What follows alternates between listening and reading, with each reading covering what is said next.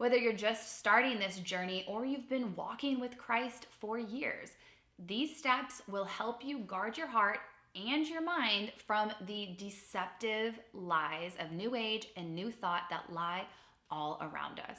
The first step in guarding against New Age influences is to recognize the deception. Many of the practices that we've discussed, like crystals, mediumship, astrology, and the law of attraction, all claim to offer us access to truth or power. They promise things like healing, spiritual enlightenment, or personal success. But these things, all of these promises, they fall short because they take the focus off the one true living God and put it squarely on us, saying that our will, our power, our control is the ultimate authority and that we are capable of achieving this Christ consciousness to attract and to manifest the life of our heart's desires. But little do we really recognize that our hearts are wicked and perverse and they cannot be trusted. Also, the breath in our lungs is not something that we have given ourselves. Hello, that is from the Creator. There's so many things I cannot do for myself on the daily. It is the power of God Himself who has given me the energy to do such things. And I can't believe I was so blind to all of this for all of those years. Here's the thing, once you recognize the deception, the next crucial step is to ground yourself in God's word. I know in the New Age, New Thought, it's like about grounding into the earth and earth's energy. No, the only place that you really need to be grounding yourself is in God's living word. That is where the standard is set. That is where truth is. That is where you will find living water to quench your soul and anything that you are thirsting for in this life. Let me just say this. It can be very scary if you've been caught up in New Age or New Thought for so long to let go of those ideas that you are in control and to relinquish it to God.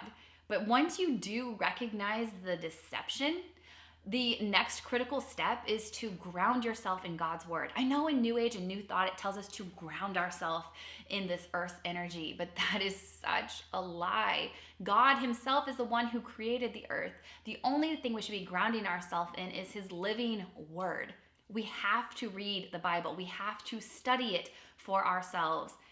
This lazy thinking and wanting to be spoon-fed everything has to stop, and we must be like the Bereans and go out there and question everything and research it for ourselves first. Psalm 119:105 says, "Your word is a lamp to my feet and a light to my path." The more we fill our hearts and minds with God's word, the less room there is for deception to take hold. We have to make the Bible the authority in our lives. No personal experiences or worldly philosophies. The word needs to be the firm foundation that all other things are built from. One of the most empowering things that you can do is to read scripture daily. Start by memorizing a few key verses that counter the lies of New Age, like John 14:6, where Jesus says, "I am the way, the truth, and the life." This verse is a powerful reminder that truth is not something that we create or that we can manifest. It's found in Jesus and Jesus alone. The third step is to guard against New Age influences. And the best way to do that is through prayer, and specifically prayer that invites the Holy Spirit to guide you in truth. We are not alone in this battle. Jesus promised that the Holy Spirit would teach us and to remind us of this truth.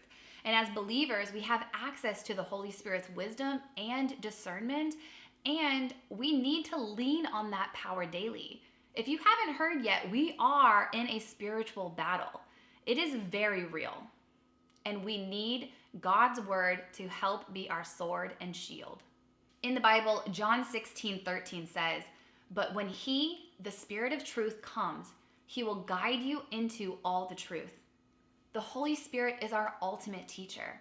When we're faced with confusion or doubt about something that we've heard or read, we can pray and we can ask the Spirit to reveal the truth to us.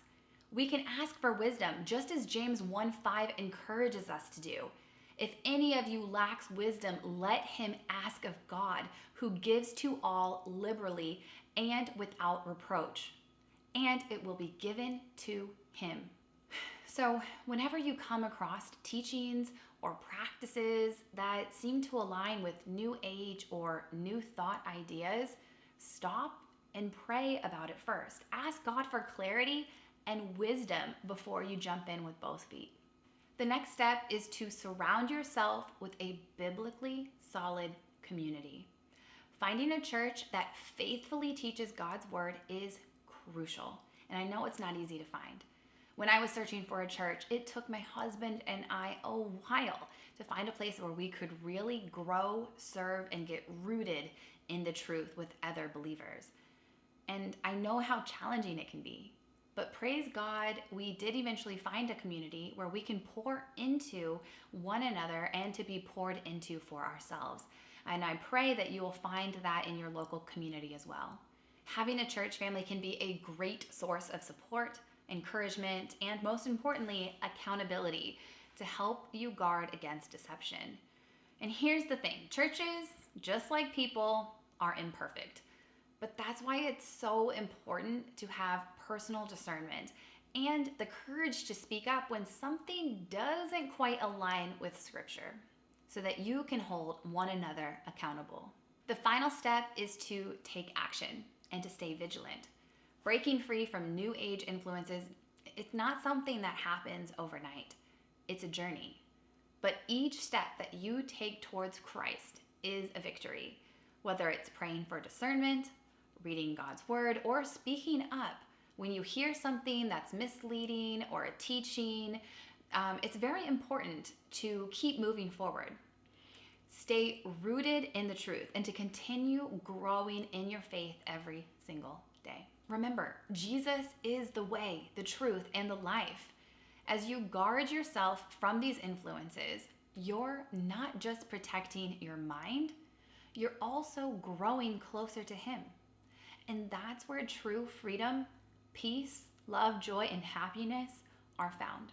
In the next video playlist series that I'm going to make, we are going to expose the roots of deception and find true freedom in Christ. We'll take a closer look at practices like crystals, mediumship, and other spiritual dangers that I once dabbled in very strongly, but had to walk away from. You won't want to miss this.